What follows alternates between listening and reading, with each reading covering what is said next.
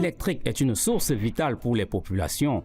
Seulement, le trafic des installations énergétiques se multiplie au Cameroun, au point d'avoir donné son nom au néologisme Song Loulou, un niveau d'ingéniosité criminelle sans nul autre pareil. Quand on parle du Song Loulou, il s'agit des personnes qui se sont alimentées directement du réseau public vers le chez eux sans qu'il n'y ait aucun compteur. Il arrive qu'il y ait des cas comme ça, pas pour une seule personne, mais qu'il y en a qui le font naturellement pour toute une agglomération, tout un bloc.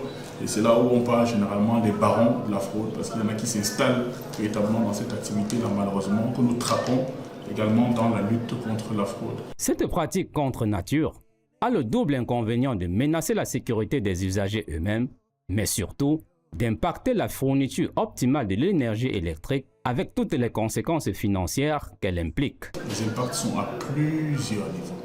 Le premier niveau, c'est le niveau de la sécurité. Pourquoi? Parce que l'électricité est une matière première pour beaucoup. Et cette électricité est très utile, mais également doit se manipuler avec beaucoup de tact, avec beaucoup de dextérité et surtout par des mains professionnelles. L'autre conséquence, c'est la conséquence d'abord sociale. Lorsque nous avons une surconsommation d'énergie, on empêche d'autres personnes, d'accord, qui devaient consommer cette énergie-là, de la consommer normalement. Pourtant, ces personnes-là sont en train de payer. Alors, nous, de notre côté de l'exploitation, quand on arrive dans ces endroits-là, ce qu'on cherche à faire, c'est de regarder les poches de baisse de tension et essayer de les corriger.